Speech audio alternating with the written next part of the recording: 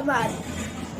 लक्ष्मी का हाथ हो, सरस्वती का साथ हो, गणेश का निवास हो और माँ दुर्गा के आशीर्वाद से आप सभी के जीवन में प्रकाश ही प्रकाश हो। मेरे और मेरे स्कूल परिवार की तरफ से आप सभी को नवरात्रि की हार्दिक शुभकामनाएं। प्राचीन भारतीय परंपरा में माँ दुर्गा को शक्ति की देवी के रूप में मानते हुए इनके विभिन्न स्वरूपों के पूजन, अर्चन और स्तवन का विधान आज मैं आपको बताऊंगा। हमारे यहाँ वर्ष में 2 बार माँ दुर्गा के विभिन्न स्वरूपों की आराधना का आयोजन किया जाता है। नवरात्रि 2 बार आयोजित की जाती है। पहले नवसंवत्सर के प्रारंभ जब चैत्र आरंभ होते हैं तब चैत्र नवरात्रि का आयोजन होता है और पूरे 9 दिनों तक माँ दुर्गा के नव स्वरूप के पूजन के बाद रामनवमी के रूप में चैत्र नवरात्रि संपन्न हो जाती है। इसी तरह वर्ष में दूसरी बार आश्विन के शुक्ल पक्ष में शारद नवरात्रि का आयोजन किया जाता है। इसी तरह वर्ष में दूसरी बार आश्विन के शुक्ल पक्ष में शारदीय नवरात्रि का आयोजन किया जाता है। इन नवरात्रों में भी माँ दुर्गा के 9 स्वरूपों का विशेष पूजा और अर्चन किया जाता है और 9 दिनों के बाद विजयदशमी के एक दिन पूर्व शारदीय नवरात्रि संपन्न हो जाता है। ये 9 दिन माता जी के 9 रूपों की पूजा करते हैं। शैलपुत्री, ब्रह्मचारिणी, चंद्रघटा, कुष्मांडा, स्कंद माता, कात्यायनी, कालरात्रि, माँ गौरी, सिद्धिदात्री। इस वर्ष नवरात्रि 17 अक्टूबर 2020 से शुरू होकर 24 अक्टूबर 2020 में संपन्न हुई।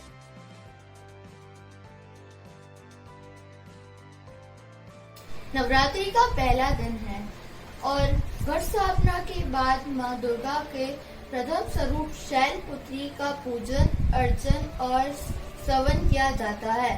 शैल मतलब हिमालय और पर्वतराज हिमालय पर जन्म लेने के कारण इनका नाम शैलपुत्री है। पार्वती के रूप में इन्हें भगवान शंकर की पत्नी के रूप में भी जाना जाता है। इन्हें इनके वाहन के कारण वृषभारदा के नाम से भी जाना जाता है। इनके दाएं हाथ में त्रिशूल और बाएं हाथ में कमल धारण कर रखा है। इनके पूजा और स्तवन मणि मंत्र से किया जाता है।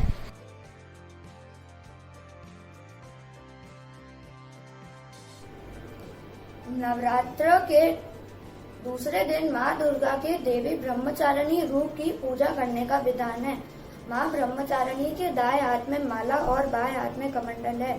शास्त्रों में बताया गया है कि माँ दुर्गा ने पार्वती के रूप में पर्वतराज के यहाँ पुत्री बनकर जन्म लिया और महर्षि नारद के कहने पर अपने जीवन में भगवान महादेव को पिता के रूप में पाने के लिए एक कठोर तपस्या की थी। हजारों वर्षों तक अपनी कठिन तपस्या के कारण ही इनका नाम तपधरणी या ब्रह्मचारिणी पड़ा। अपनी इस तपस्या की अवधि में इन्होंने कई वर्षों तक निराहार रहकर और अत्यंत कठिन तप से महादेव को प्रसन्न कर लिया। इनके इसी रूप की पूजा और स्तवन दूसरे नवरात्र पर किया जाता है।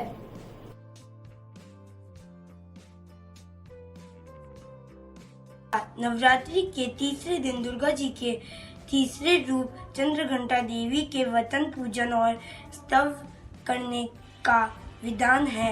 इन देवी के मस्तक घंटे के आकार का अर्थ चंद्रमा विराजमान है, इसलिए नाम चंद्रघंटा पड़ा।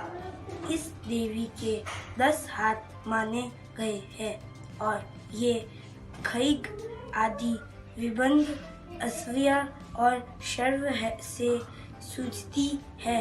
ऐसा माना जाता है कि देवी के इस रूप की पूजा करने से मन को अलौकिक शांति होती है और इसलिए न केवल इसमें अपितु परलोक में को काम कल्याण की प्राप्ति होती है।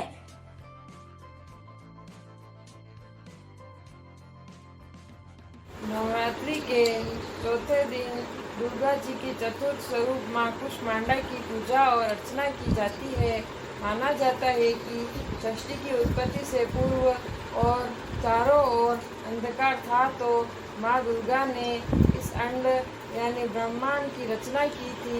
इसी कारण उन्हें कुष्मांडा कहा जाता है। सृष्टि की उत्पत्ति के कारण इन्हें आदिशक्ति नाम से भी अभिहित किया जाता है। इनकी 8 भुजाएं हैं और ये सिंहार सवार है। 7 हाथों में चक्र, गदा, धनुष, कमंडल, कलश, बाण और कमल है। माँ दुर्गा के इस कुष्मांडा स्वरूप की पूजा अर्चना निम्न मंत्र में करनी चाहिए। सुरसा संपूर्ण कलशम रुद्राराप ऋतमवेम ददाम हस्तपाद्यामम कुष्मांडा शुभदास्तु में अर्थात अमृत से परिपूरित कलश को धारण करने वाली और कमल पुष्प से युक्त तेजोमय माँ कुष्मांडा हमें सब कार्यों में शुभदायी सिद्ध हो।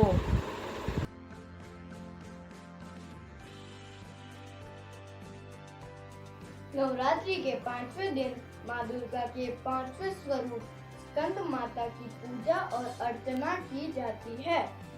स्कंद शिव और पार्वती के दूसरे षडानंद 6 मुख वाले कार्तिकेय का ही एक नाम है।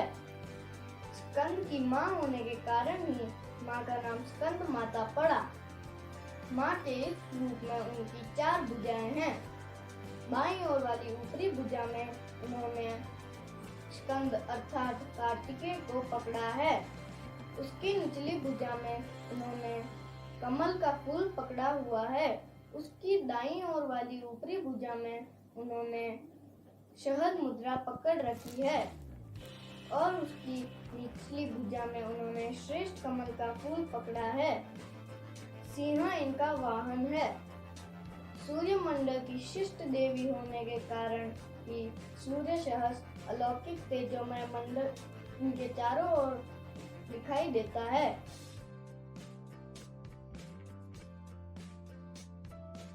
नवरात्र के 6ठे दिन माँ दुर्गा के 6ठे स्वरूप माँ कात्यायनी की पूजा अर्चना और उपासना की जाती है।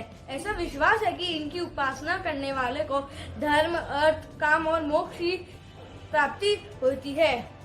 क्योंकि इन्होंने कात्य गोत्र में कात्यायनी पुत्र रूप में जन्म लिया, इसीलिए इनका नाम कात्यायनी पड़ा। इनका रंग स्वर्ण की भांति अत्यंत है। इनकी 4 भुजाएं हैं और इनके दाएं ओर के ऊपर वाले हाथ अभय मुद्रा में है और नीचे वाला हाथ वर मुद्रा में है और बाएं ओर के ऊपर वाले हाथ में एक अखंड अयात तलवार है और नीचे वाले हाथ में कमल का फूल है। इनका वाहन भी सिंह है। इनकी पूजा अर्चना और उपासना एक निम्न मंत्र से की जाती है।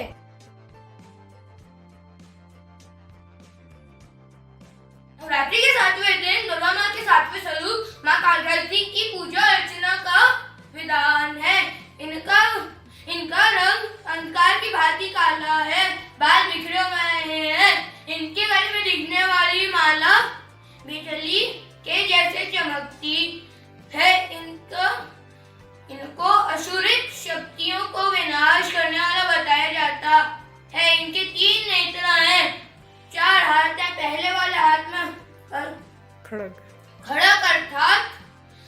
अर्थात तलवार है, तो दूसरे वाले हाथ में लोह अस्त्र है, तीसरे वाले में अभय मुद्रा है, तो चौथे वाले में वर मुद्रा है। वाहन अर्थात गदा है।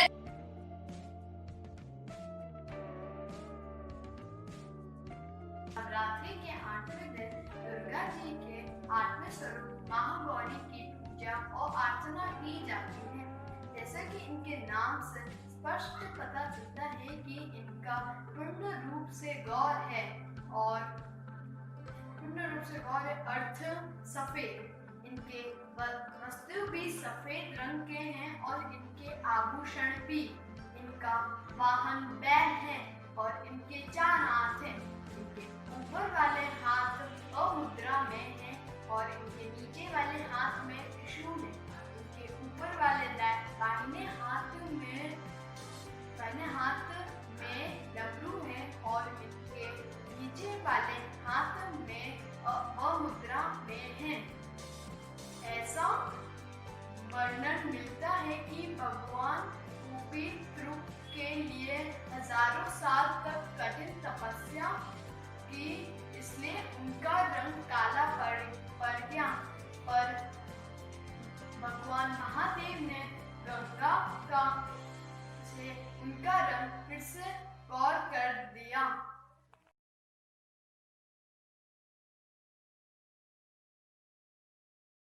नवरात्रि के 9वें दिन माँ दुर्गा जी के 9वें स्वरूप में माँ सिद्धि जी की अर्चना और पूजा की जाती है।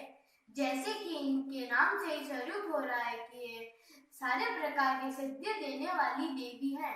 इनके 4 हाथ और एक कमल के फूल पे विराजमान है। इनके दाईं और नीचे वाले हाथ पे चक्र है, ऊपर वाले हाथ पे गदा है। इनके बाईं और नीचे वाले हाथ पे कमल का फूल है, ऊपर वाले हाथ पे शंख है। प्राचीन शास्त्रों में अणिमा, गरिमा, ललिमा, महिमा, इष्ट विष्ट जैसे 8 नामक सिद्धि बताए गए हैं। इन 8 नामक सिद्धि से माँ सिद्धि जी की पूजा की जाती है।